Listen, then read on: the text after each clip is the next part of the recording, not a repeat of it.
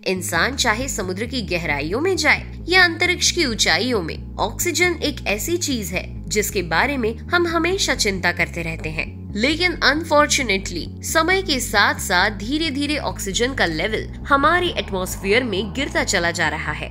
पर क्या हो अगर हमारे वायुमंडल में उपस्थित ऑक्सीजन रातों रात दुगनी हो जाए?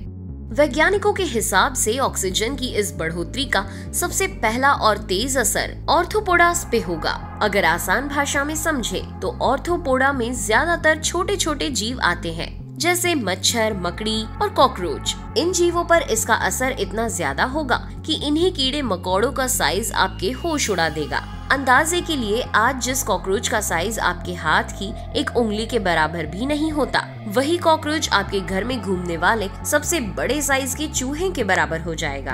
और सिर्फ कॉकरोच ही नहीं बल्कि मकड़ी का आकार कौवे के बराबर हो जाएगा और एक सामान्य मधुमक्खी चील के बराबर विशाल बन जाएगी। और इसी तरह हर जानवर का आकार 1.5 से 3 गुना बढ़ जाएगा।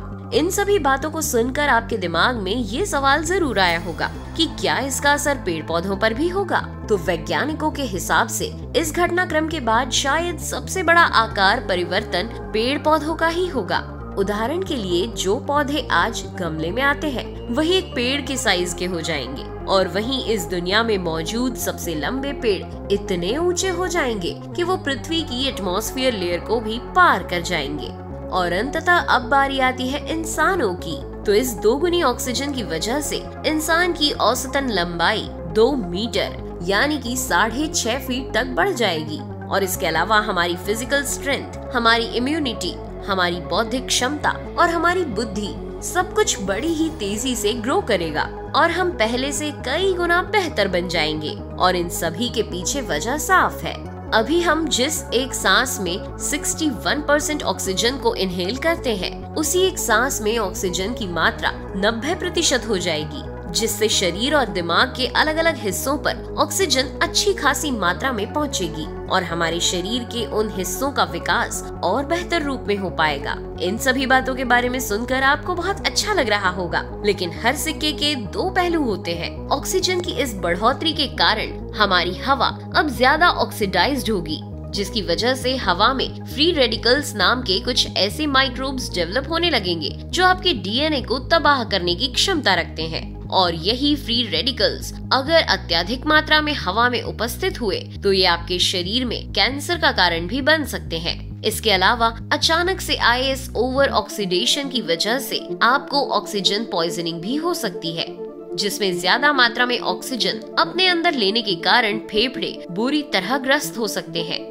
इसके अलावा इससे हवा का दबाव भी वायुमंडल में बढ़ जाएगा और परिणाम स्वरूप हमें हर स्थिति में स्पेस सूट पहनकर ही रहना होगा और दुर्भाग्यवश हमें कुछ साल अपनी जिंदगी इसी तरह से बितानी होगी। कुछ सालों बाद हमारा इंसानी शरीर इन सभी गतिविधियों का आदी हो जाएगा और हमें इन सभी परिवर्तनों की आदत हो जाएगी। परिणाम स्वरूप 10 से 15 सालों बाद हम लोग इस नई धरती पर जीना सीख जाएंगे और हमारा शरीर भी उसी हिसाब से ढल जाएगा। इस ऑक्सीडाइजेशन का बुरा प्रभाव सिर्फ इंसानों पर ही नहीं बल्कि पृथ्वी पर मौजूद हर जानवर, पेड़, पौधे या कीड़ों पर होगा और इन दुष्परिणामों से मशीनें भी नहीं बच पाएंगी, क्योंकि इस दुनिया में मौजूद लगभग हर मशीन इस समय किसी न किसी प्रकार के लोहे से बनी होती है। और अगर इस धरती पर ऑक्सीजन की मात्रा ज्यादा होगी तो ऑक्सीजन का लोहे पर पड़ने वाला प्रभाव भी और तेजी से असर करेगा। यही नहीं, इस धरती पर अचानक से आग लगना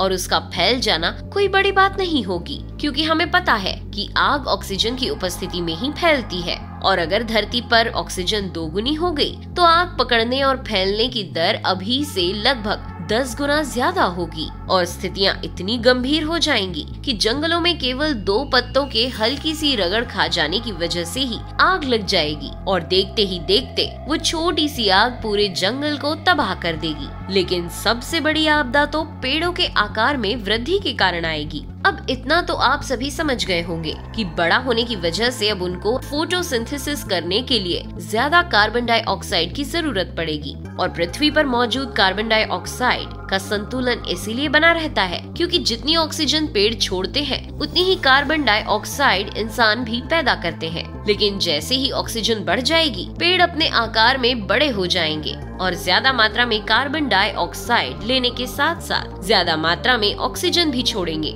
यानी कि जो ज्यादा है उसे और ज्यादा बढ़ाएंगे और जो कम है उसे और कम कर देंगे। इसकी वजह से जो संतुलन अभी तक बना था वो तेज दर से ना सही पर बिगड़ जाएगा, जिसकी वजह से एक न एक समय ऐसा आएगा कि पृथ्वी पर कार्बन डाइऑक्साइड कम पड़ने लगेगी और इसी कार्बन डाइऑक्साइड की कमी से पेड़ भी अपर्याप्त मात्रा में अपना खाना बना पाएंगे और कुछ सालों बाद शायद पहले पौधे इस दुनिया से खत्म होंगे और धीरे धीरे पेड़ों पर निर्भर इस मानव जाति के साथ पूरी पृथ्वी में जीवन का अंत हो जाएगा। तो आपको क्या लगता है, ये स्थिति वरदान है या अभिशाप? हमें नीचे कमेंट करके जरूर बताएं। पसंद आया हो तो लाइक करें, अपने दोस्तों के साथ शेयर करें और अगर आपको इस तरह के अमेजिंग वीडियोस पसंद है तो हमारे इस चैनल इट्स अमेजिंग को सब्सक्राइब कर बेल आइकन दबाना बिल्कुल ना भूलें।